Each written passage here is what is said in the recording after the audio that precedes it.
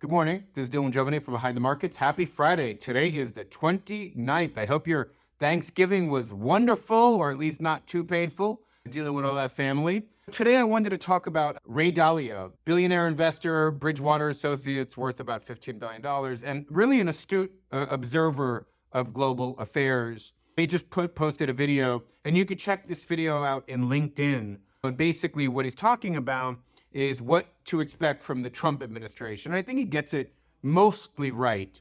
And basically what he says is, I'm going to use different words on the first one. He said, kind of a restructure, realignment of the relationship between the state and the people, which is what Trump's mandate seems to be about. The people of this country have said, basically, we're not buying the product the Democrats are selling. We want all this woke stuff, the DEI stuff, that we don't like that. We're not into that product. And we want to create a different type of relationship where we deregulate, we create widen opportunities, lower taxes, et cetera, et cetera. So we both agree on that. And the second one we agree on also, basically what he's saying is the second thing the Trump administration is doing is preparing for war. His words, that's a quote. He said they're preparing for war. And I agree with that completely. Remember something, China has said that it wants, Xi Jinping has told China, the generals that run that country, to be ready to invade Taiwan by 2027. And he has started to recruit soldiers, opened up recruiting offices around the country. They're actually recruiting soldiers for this. And they are flying planes over Taiwan all the time, every single day, testing their air defense systems, wearing out the airplanes, forcing their planes into mechanic shops. The way I see this is China wants to do that. And remember something, Taiwan makes 90% of all the semiconductors that we use, 90% of the advanced semiconductors that we use for our phones, our computers, our cars, the semiconductors that make our F-35 fly, 90% of them. So basically, if China took Taiwan, that would be like cutting us off from oil. These chips are foundational. It's important. You can't really let that happen, because imagine what would happen if China actually took Taiwan.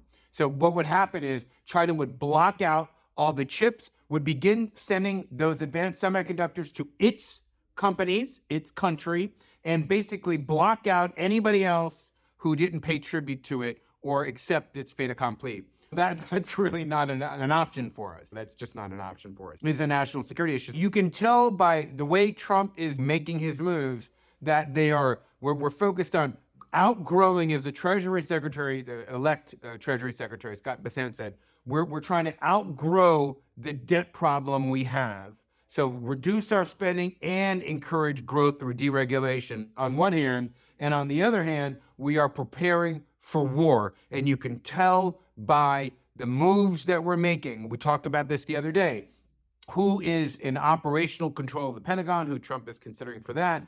Elon Musk, basically this Doge committee, what they're looking to do to really cut government. Basically, what you're seeing here is what we call the fourth generation of warfare people really take significant positions within this new Trump administration, very significant positions, so that we can actually bring our military into the 21st century. I urge you, if you're on LinkedIn and you type in Ray Dalio, D-A-L-I-O, and look at his video that was published a few days ago, expect this from the Trump administration, you'll see a very intelligent man who understands things at a high level, a real thinker, actually, what he is telling you to prepare for, which is basically, you don't even have to go visit that because we've been talking about this for a while now. I'm just glad that, not glad, I wish none of us were talking about preparing for war at all. That would be the ideal situation. Boy, we didn't realize how lucky we had it in the 90s, didn't we?